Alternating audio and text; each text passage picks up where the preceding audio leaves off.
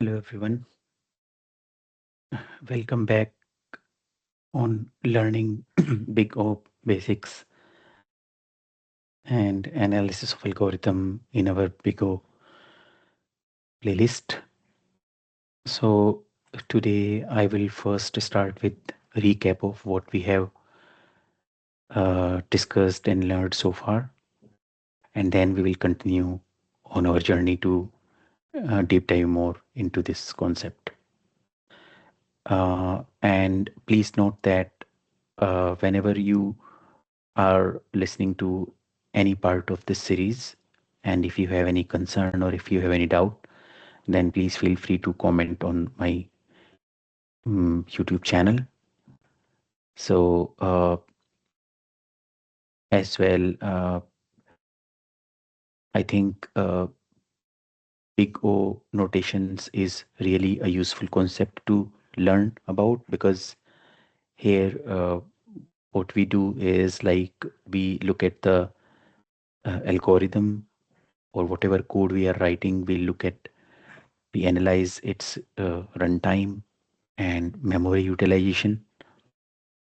And if we are able to quickly determine its runtime, its complexity, how it will perform when it will run, then we will be able to write a better algorithm, which will eventually improve the software quality of any product or application we are developing. So with that in mind, so let's get started. So please note that to create this playlist or this series on big O notation, previously I have gone through on internet various technical blogs to draft the more user-friendly concept. As well, I have gone through some of the renowned books like Cracking the Coding Interview, 6th edition by Gail Ekman McDowell. Uh,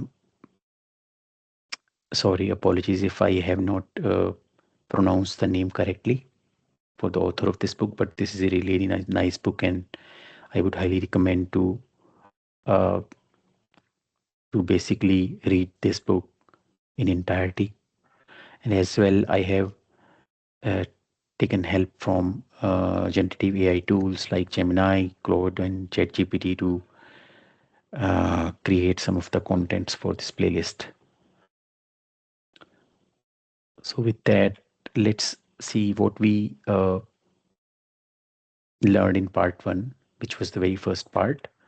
So we understood that big O, what the big O is, where it is basically used in computer science. And then we checked few of the most commonly used time complexity things. So we checked like there are some common useful patterns in time complexity like order of n, order of 1, order of log n log n square to the power n, square root of n, like that. And we also checked that while determining the complexity, whether time or space, so there can be multiple variables in our runtime. And please note that whenever I am saying the runtime, so I'm talking about the big O, like time complexity. And then we also gone through three different kind of notations we have to write the or to analyze the complexity in time and space. So it can be big O, big omega, and big theta, wherein big O mainly describes the upper bound on the runtime, big omega is for lower bound, and big theta is for the tightest bound. And we also made a note that it is most of the time our tightest bound we should analyze for a given algorithm or for a given code. In the part two, we covered best case, worst case, and expected case scenarios, um, like which basically depends how is our data. So best case, it's something when the uh, code will run very quickly. Maybe the data is in our favor, but we never, when analyzing the complexity of any given algorithm, we do not focus much on the best case because that will not give us the true picture of our runtime. Then we gone through the worst case scenarios and expected case. So expected case is the average case, but worst case, it's something when our data is uh, just like something, the worst case scenario, and this will give us the maximum possible runtime of our algorithm. So it's best that we look at the tightest bound on the runtime, which corresponds to like the worst case scenario, maybe. Then in the part 3, we covered the space complexity. So it's just that it's the parallel concept to time complexity. And it mainly focuses on how much space or memory our program is going to take when it will run. So we please note that it's not that space complexity and time complexities are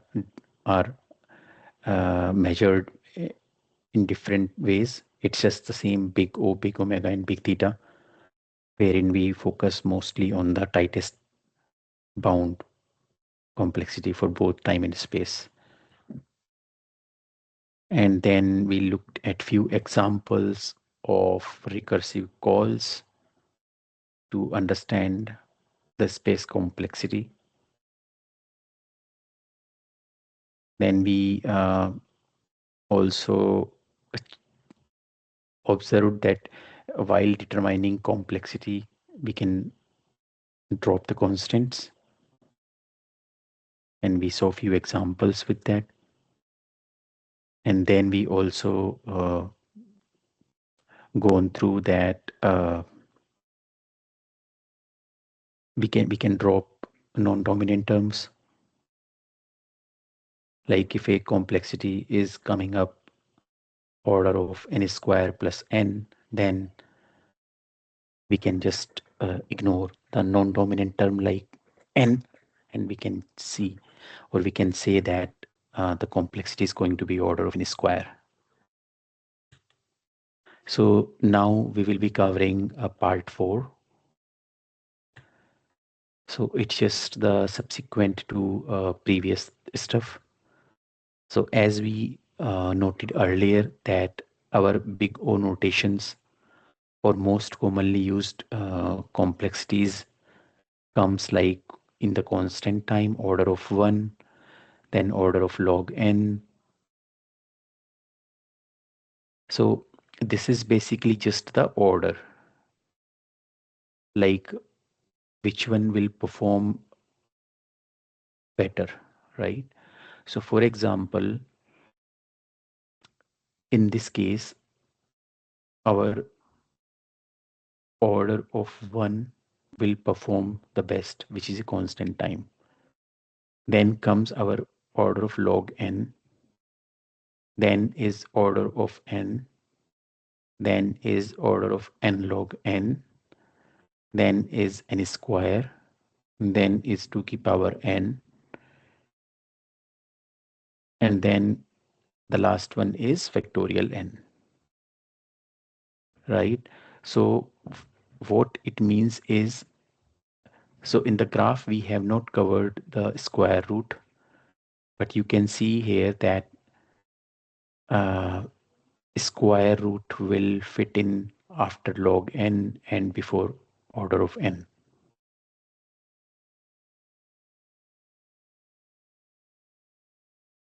So we can say constant time is the best performance. best runtime. So if we can achieve that thing, so that's the most desirable thing to have in our algorithm. Then comes log n, then is square root of n, then order of n, then n log n, then n square to the power n, and finally we have factorial n, which is on the worst case side. So essentially what it means is, let's say if we have, let's say if I talk about one example of searching an array for a given element, right?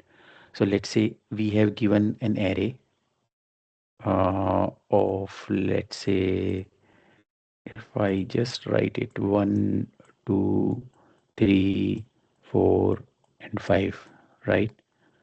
So I know my handwriting is not really good and I'm writing on the screen, but let's say we have 5, 1, 2, 3, 4, 5, right? And we have to search for 5, right? So basically now there can be two different ways we can write the logic to find 5 in this given array. So one is I will iterate linear search. So one is linear, right? So as the name suggests, so it will start iterating through the array one by one, and it will check whether the given target is there in this array or not. So as soon as it matches, so it will return its index, for example. So we are linearly searching for given target in given array. So in this case, the complexity is going to be order of n, the time complexity. Why? Because we are going through each element in this array to find this target. So in the worst case scenario, let's say if our number is at the very end of the given array, then it has to scan, or it has to go, or it has to iterate through all the elements in this array one by one, right? So in the worst case, what will be the happen is it our time complexity or runtime of the logic is directly proportional to the number of elements in the array. So that's why we say its time complexity is order of n.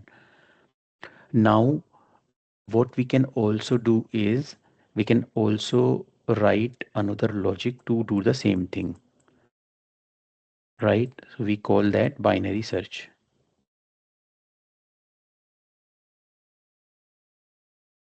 So in binary search, the only prerequisite is uh, that our array should be sorted. So whatever array we have given, so if that array is sorted, then finding 5 in that sorted array, we can also use binary search. So basically, I'm not going through this example of how binary search works here, but what I am trying to say is that in binary search, we basically divide, we just search in one part of the array. So we divide the array in two parts. So let's say if we have 5 elements here, right? So we basically find the mid index. So in this case, it's 0, 1, 2, 3, 4, right?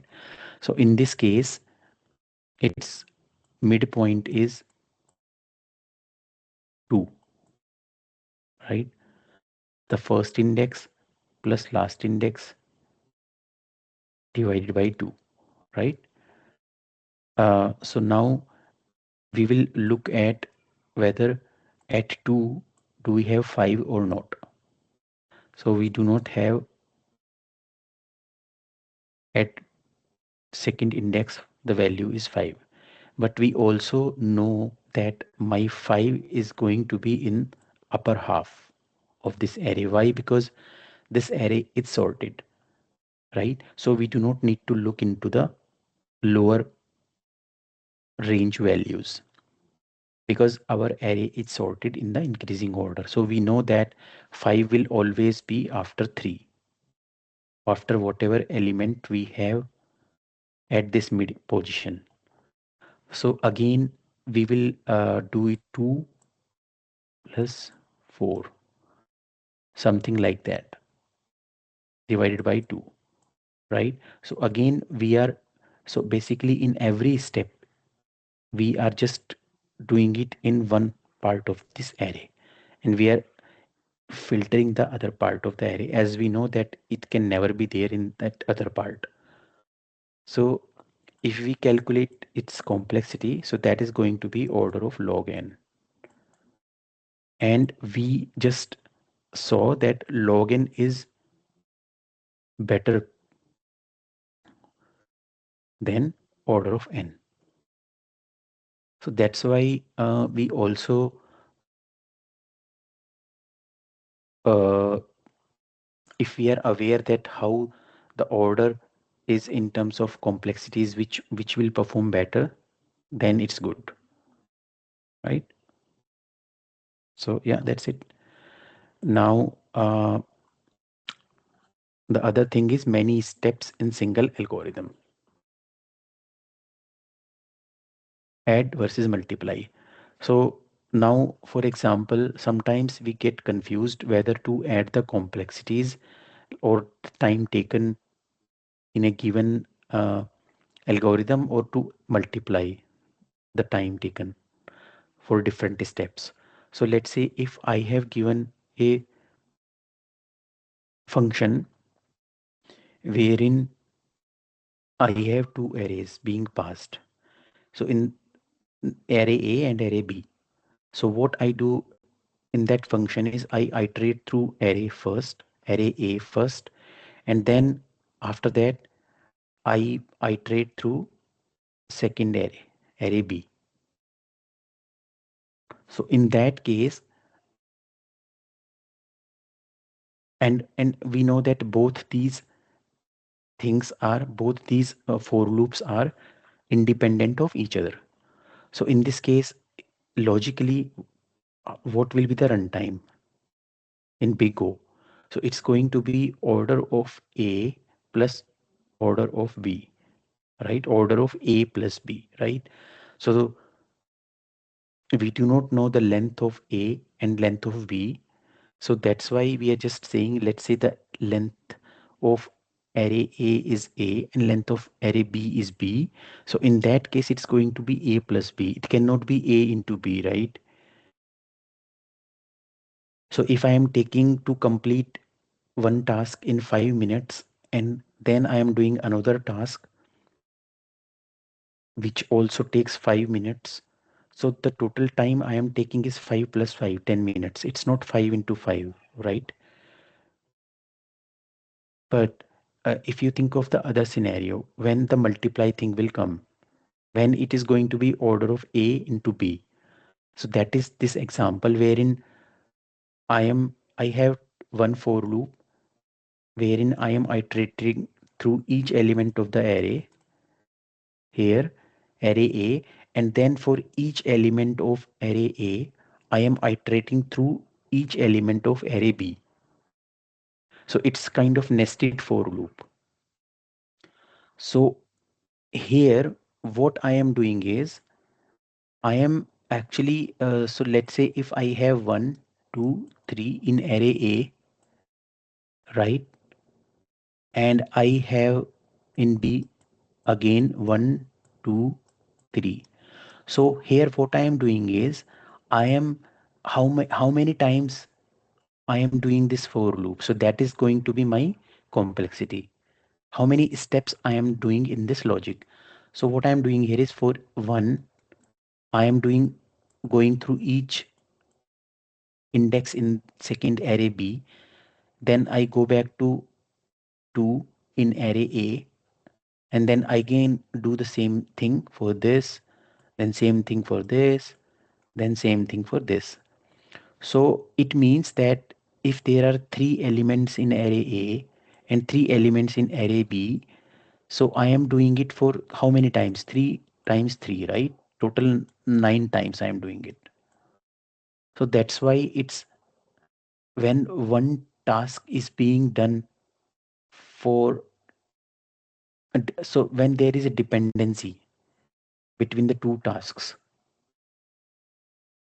then it's kind of runtime.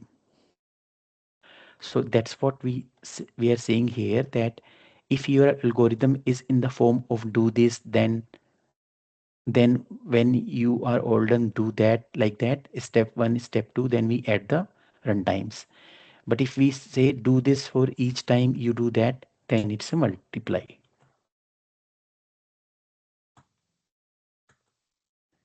Okay. Now is the amortized time.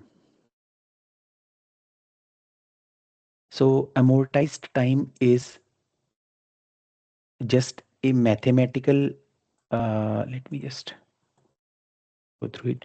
Amortized time is just a mathematical way of saying the average cost over a long period of time.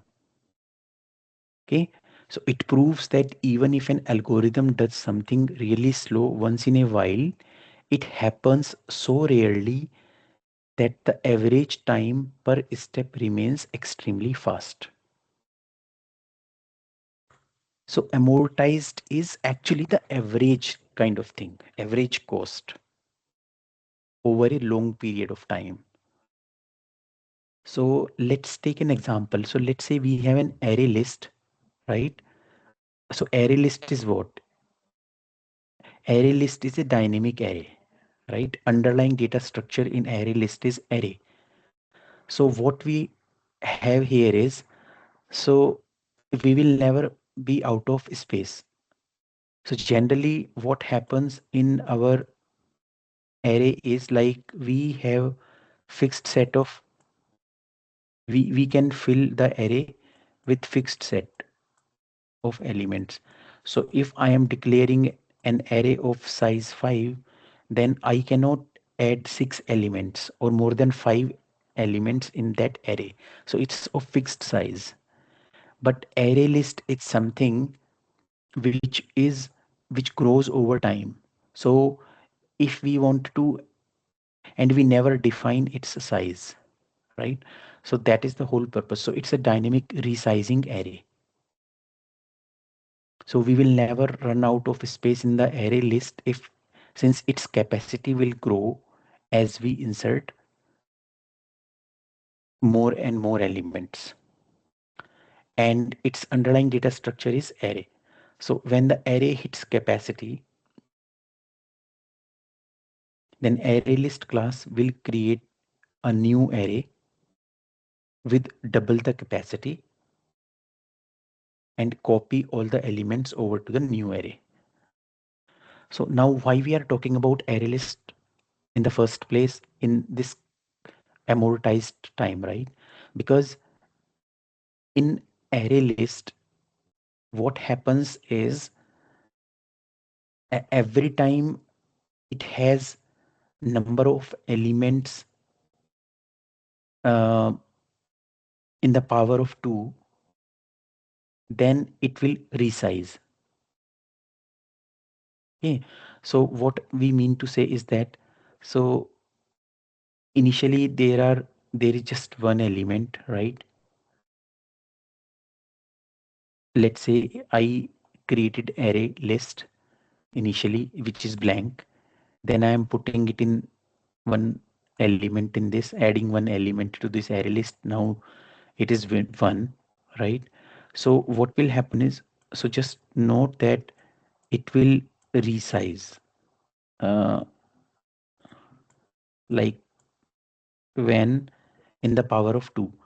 As soon as the elements in array list is in the power of 2, then it will grow. So let me just explain. So initially my array list was blank. Now there is one element, right? So it's fine. Now what will happen is, let's say I am adding 2 now. So what it will see is it will its power of 2 key power 0, right? How many elements we have so far? We have one element, 2 key power 0, right? So it will grow. So it will grow first. So what it will do is it will create one blank array of size 2 of double the capacity. First the capacity was 1, let's say. Now the capacity will be 2, or the size will be 2. And then it will first create like this, and then it will copy all the elements from the existing array.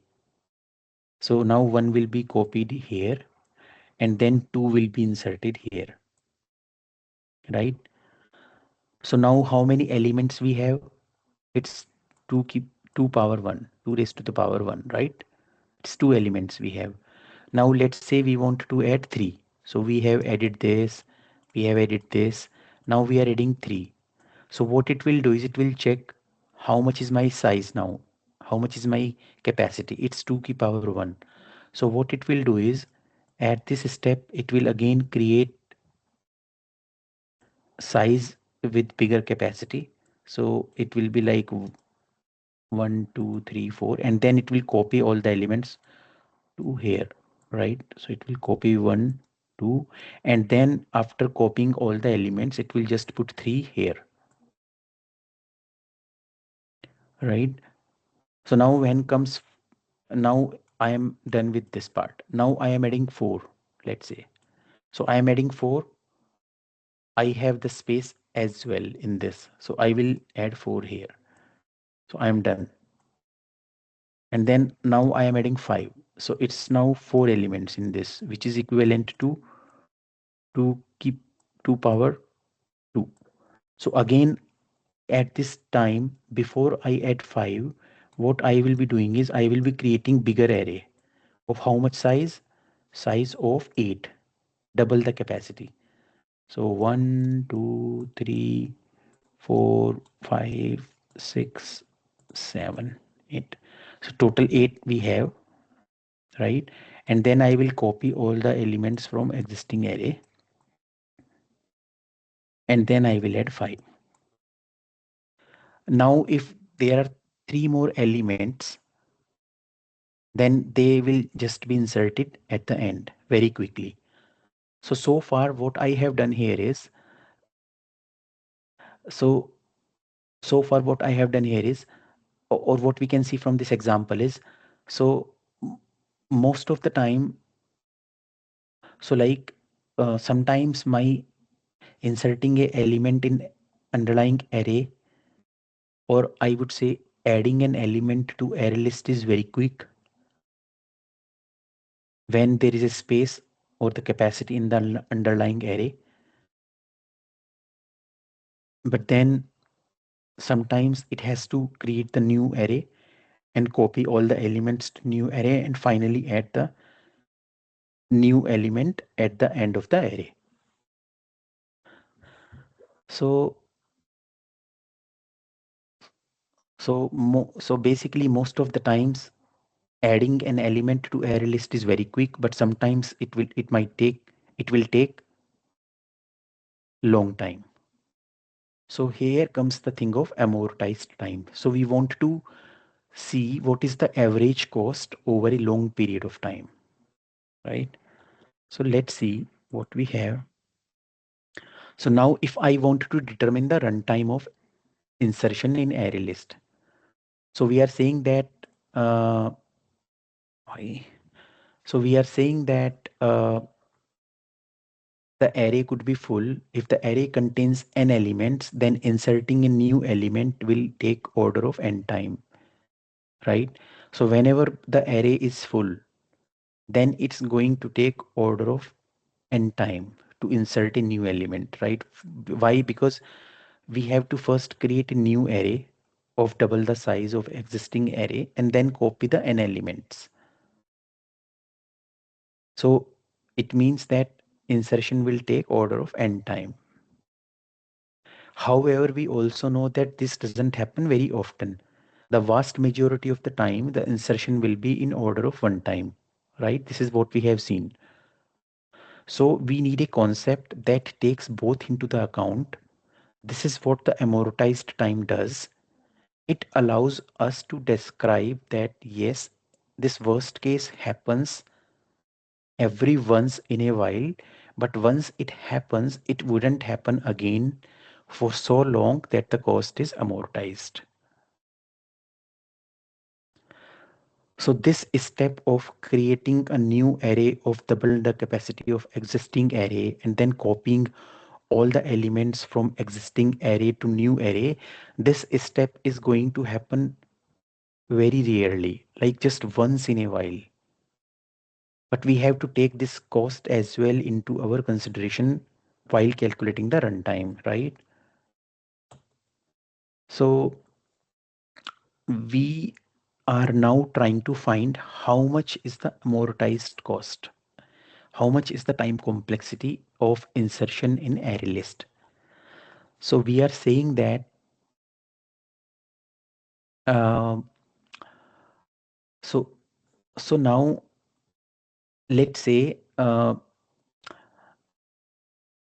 let's say that we have inserted x elements in array list.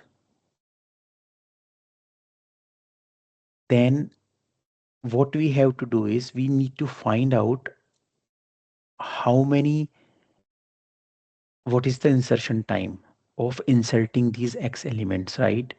So we have to determine how many steps we took as a whole. So that is what the complexity is all about, or runtime is all about, like how much steps we are taking to execute a given program. So usually it's just one step when the element is simply inserted in an array. However, here at each multiple of 2, array will be resized to insert next element. So if we think of it, so initially, again, I will just use the pen. So initially, the steps we took is just one step. Let's say, so here we took 2 steps. Here we took 4 steps. Why? Because to insert X elements, so it's like here I am taking 1 step, then 2 steps, then 4 steps, then 8 steps, then 16 steps, right? So for example, what we mean to say is that uh, so when we are adding uh,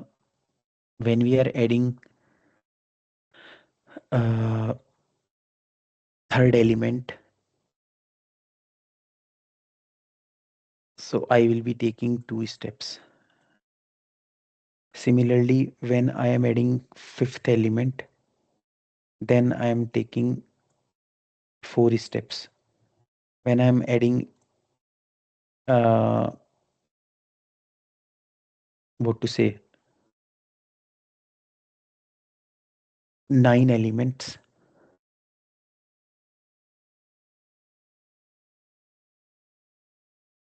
then I am taking 8 steps. So it's like that. So my total steps is going to be, let's say if X is here, so X elements, to insert X elements, I will be taking, my total steps will be 1 step plus 2 step plus 4 step, because internally at every multiple of 2, I have to work n times, right? So I have to count all these steps, 1 step plus 2 step plus 4 step plus 8 step plus 16 step, right? So it is going to be my GP series, a into r ki power n minus 1 divided by r minus 1. So a, my first term is 1, r is the ratio, that is 2, because I am doing the multiplication by 2. So overall it is going to be 2 raised to the power n minus 1, right? So where n is my total number of uh, elements in this series. But now we should calculate it in terms of x, right? So every term here is 2 raised to the power position minus 1. So what is, if I do 1 plus 2 plus 4 plus 8, right? So it is 2 raised to the power 0, 2 raised to the power 1, 2 raised to the power 2, right? Like that. So let's say I have to find now, when I'm summing this series, then it's 2 raised to the power n minus 1. But what is n in terms of x, right? So let's say x is the nth term, right? X is my nth term. So what is going to be my nth term? It, based on this calculation, my nth term is going to be 2 raised to the power n minus 1. So 2 raised to the power n minus 1. And what is that? Equivalent to x. So from this calculation, it's 2 raised to the power n divided by 2 is x. So 2 raised to the power n is equal to 2x, right? So in my overall calculation, the steps I took is 2 raised to the power n minus 1. So what is 2 raised to the power n is 2x. 2x minus 1, right? So it means that I have to take 2x minus 1 steps to insert x elements. So now if I am dropping the constant, it is going to be 2x, right? So it means to insert x elements, I am taking 2x time. So inserting x elements, I am taking 2x time. So on an average, it is equivalent. So to insert just single element, I am taking order of 1 time, right?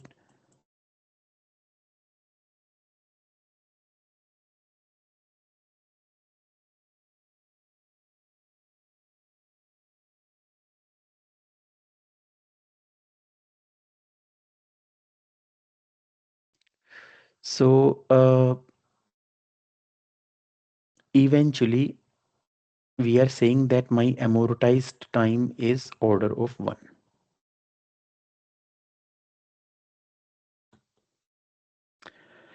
Okay, so that is so far we have covered. In the next part, we will cover some other uh, points on the big O notation for both space and time complexity. So happy learning. And if you have any questions, then please feel free to comment and I will try my best to answer it. Thank you. Happy learning.